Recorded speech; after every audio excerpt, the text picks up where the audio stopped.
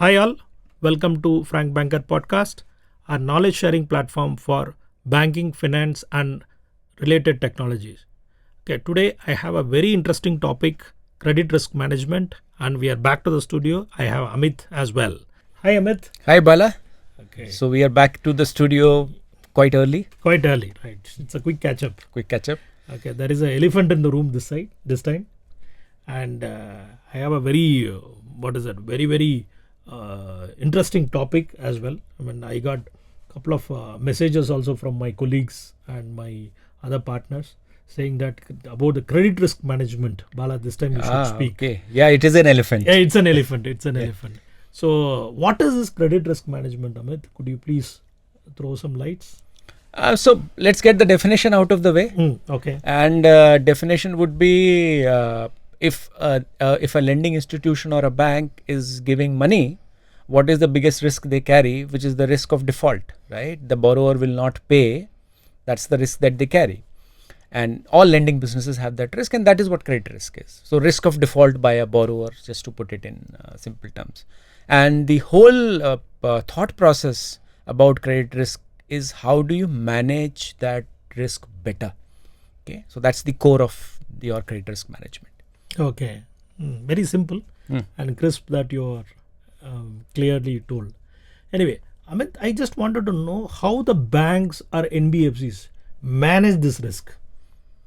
Okay, how they manage this risk depends on bank to bank. Okay, but how they should manage is possibly where I can please highlight, and many banks do that that way. Okay, so if you're managing the credit risk, the first thing that comes to mind is how do we underwrite the loans? Correct. That's the first thing that comes to mind. But that is not sufficient for credit risk management. Oh, is it? Yeah. So to manage credit risk, you have to, I would say, broadly divide the process into four buckets. Okay. Bucket one would be your origination bucket. Okay. How you're sourcing the loans, right? Bucket two would be underwriting. Okay. Correct. How you are evaluating the borrower. Third part would be your operations. Okay. Right. What is the robustness of your operational processes? And the fourth part would be after giving the loan, what is it that you're doing? Okay. Because loan does not mean you fill it, shut it and forget about it, right? Loan means the initiation of a relationship. So post monitoring is the fourth bucket. If you have robust processes around these four buckets, then you have a good credit risk management framework. Okay, interesting. Sounds good. You mentioned four buckets, right? Let us go one by one so that the viewers also will get more clarity. So first point that you mentioned is origination. Yes. So what is the process here? What is the first step? What happens here in this first step? So origination means getting and finding borrowers. Okay. Correct, for the bank, because key business for the bank is to ensure that they lend, or any lending institution is that they find borrowers who can take money from them. So when you're doing this origination, from where will you get these borrowers? So if I have to ask this question, let's say a typical bank, what are the channels available to them to source these borrowers? What I can say, DSA, one is that branch, and digital. These three are immediately it's just coming in my mind. Yeah. So you said branch, you said DSA, you said digital. And referral. Right? This is one more possibly I can add is cold calling. Right? You're going around and trying to find customers. So out of these, now all channels can bring you leads, but all channels have pros and cons. Okay. Now if I speak not from a business point of view, but from a credit risk point of view, which is the most robust? Which is the robust channel in out of these? Which is of course referrals. Okay. Why referrals, right? Referrals can be of two kinds. One is you are getting an internal referral of an existing customer, right? Where you have already some information about what is their account behavior, for example, right? Let's say that it's a current account or a savings account customer with you. You at least have some idea about their transaction and some history based on the interactions that you have had. So that provides you some inputs in terms of the profile of the borrower. The second aspect could be your existing customer giving you leads of somebody else in the market. Then again, you have this existing customer who is providing you that reference and that base based on which you can assess that the borrower, that potential borrower is good, bad, what is their market reputation. So at least some reference point is there. So from a credit risk point of view, more bias you have towards reference as a channel of sourcing, better it is from a credit risk point of view. And when I say reference, it is not limited to your existing portfolio. What I am trying to say is, if you try to increase your points of reference, right, in the market, your circle of influence in the market, then you have a more robust, more stronger credit risk, from a credit risk point of view, origination process. So that's one part of it, Bala.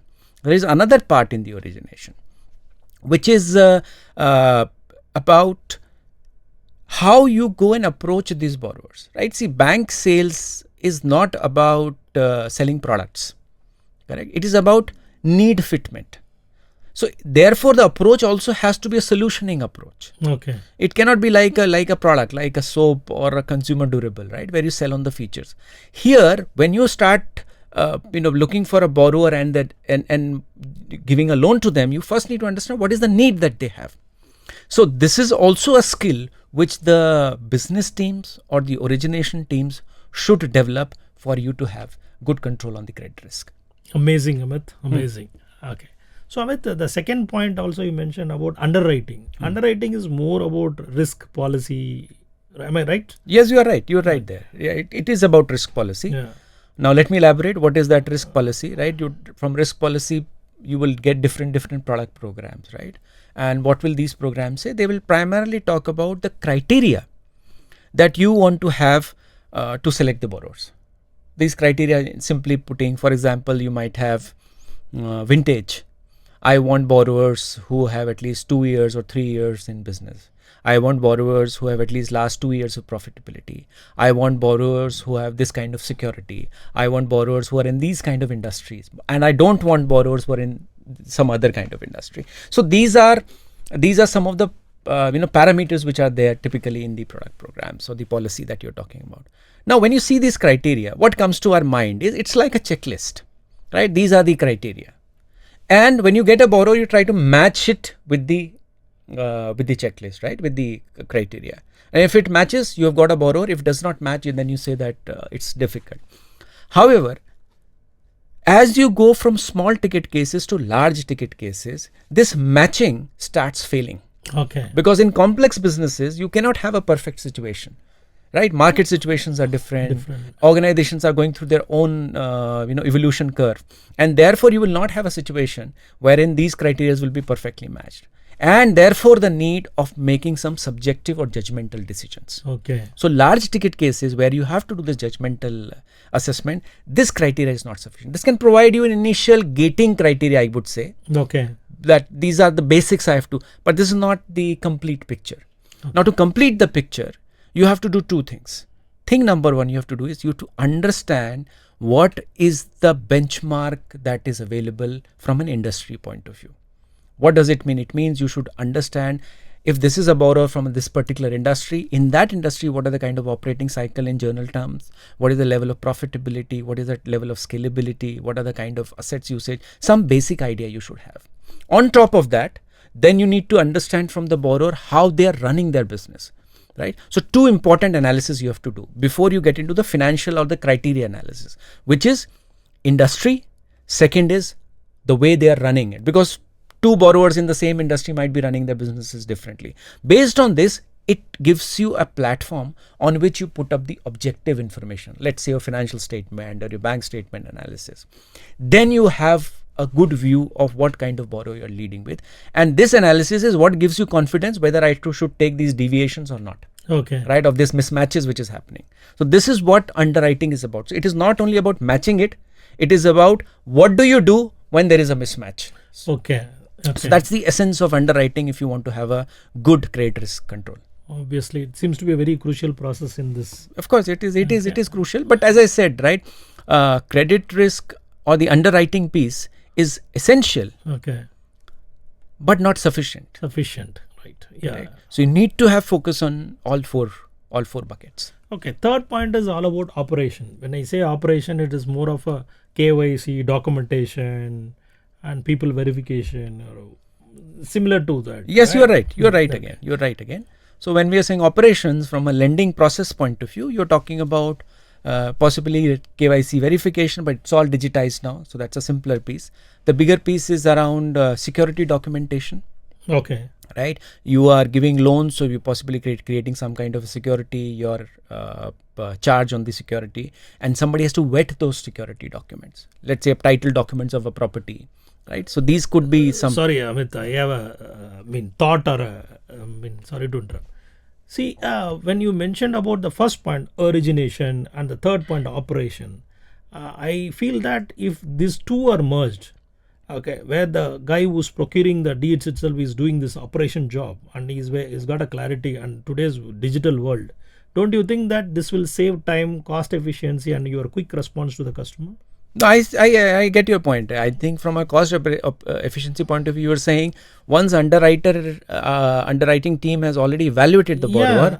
why for documentation verification you need separate resources, Yeah, right? correct. No. So from a first origination itself, guy itself can handle this operation. So he comes with the right document. yes, from a cost efficiency point of correct. view, you're right. But that's only one perspective. Okay. See, business teams or the origination teams will carry targets. They will carry Okay. disbursement targets, new to bank customer targets, and so on and so forth. So portfolio growth target is on them.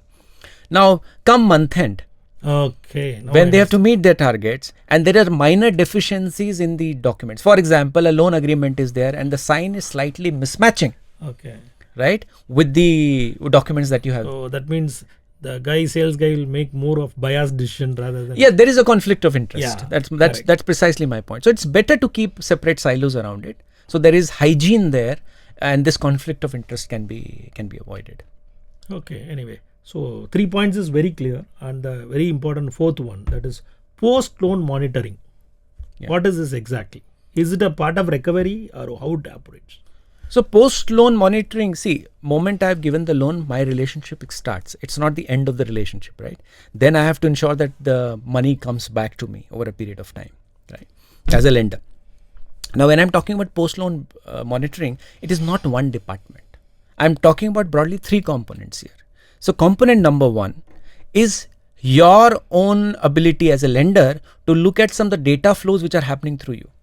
For example, what is happening in the account that the borrower holds with us? Is there sufficient churn happening in the account? Is it in line with the sales?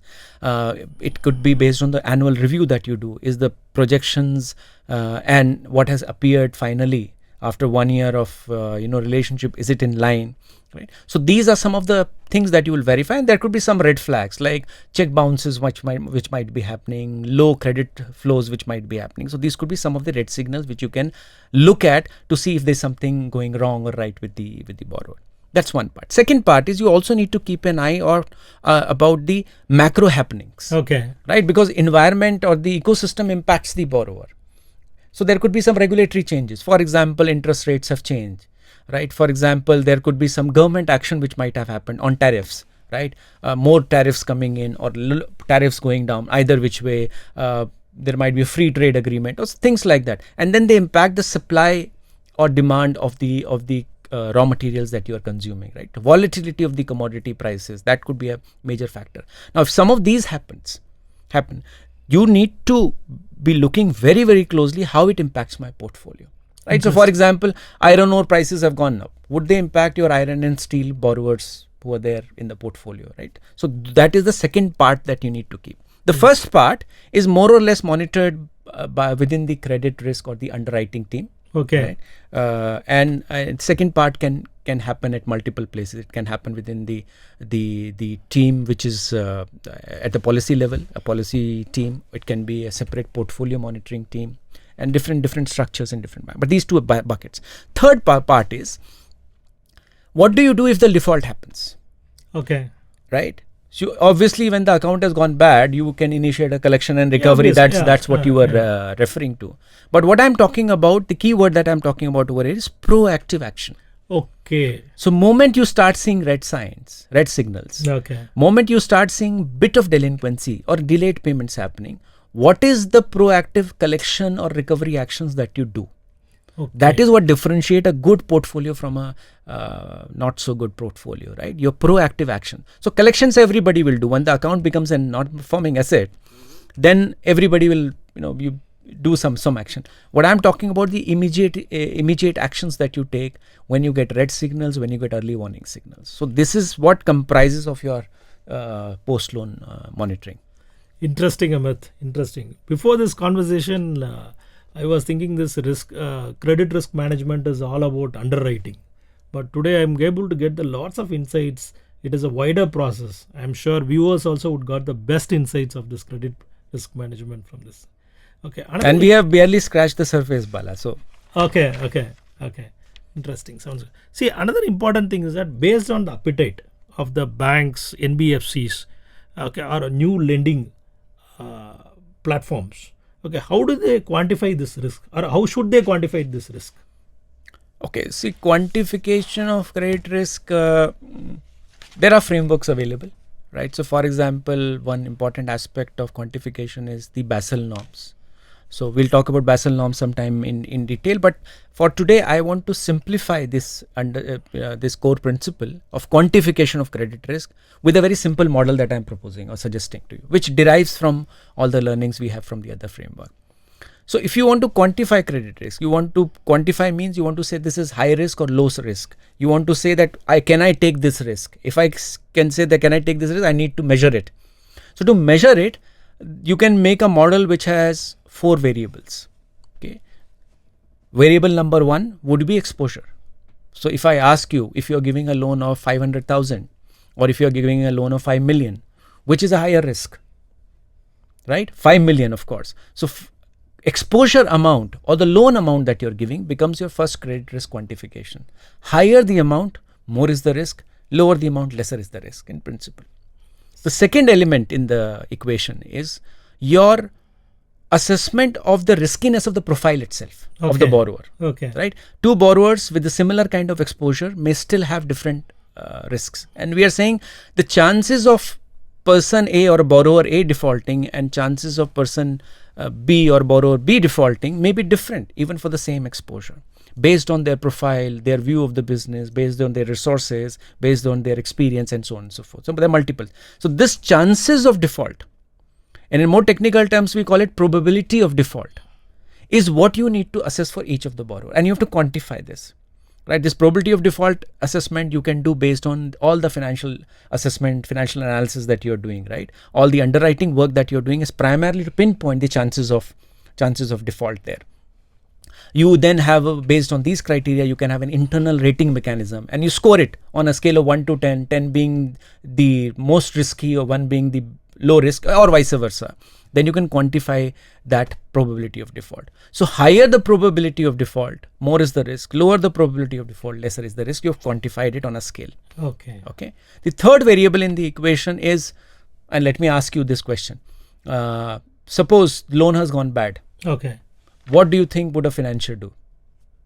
Security, whatever he has got. You liquidate. You will liquidate the security. Definitely. And that's the third element. Okay. Which is your potential of recovery in case the worst case happens, which is default happens. Okay. Default has happened. Would I still be able to recover some money from there? Okay. That potential of recovery is your third element. So higher the potential of recovery, lesser is the risk. Lower the potential of recovery, lower the risk. Right. Lower the risk. In more technical terms, we call it loss given default or LGD. Okay. Okay, that's the third element of the equation. Now these 3 elements are more or less well understood, right? There is a fourth element in the equation, which is time period. Time period. Okay. Yeah. So if you give a loan for a short period of time versus giving a loan for a long period of time, right? That makes much of a difference. Why? Okay. Because when you give a loan which is to be recovered, let's say over a 3-year, 4-year, 5-year period, you are gazing into the future.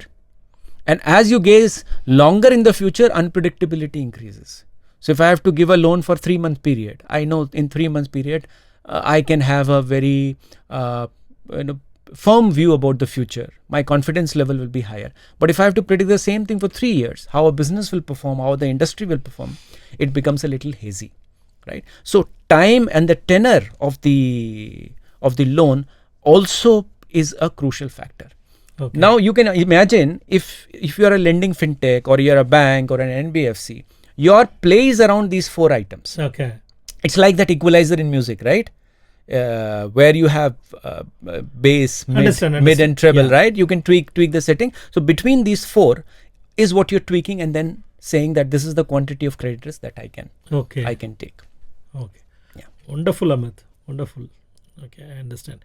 Anyway, I think more or less we covered the entire thing, right? Yeah, I think in principle we have scratched the surface. I don't know whether the elephant is gone or not. It's very clear. I'm sure viewers would have enjoyed. Okay, thanks Amit. Thank you so much. Viewers, I'm sure you would have got the wonderful insights about credit risk management. Please write to us and don't forget to like, comment and share.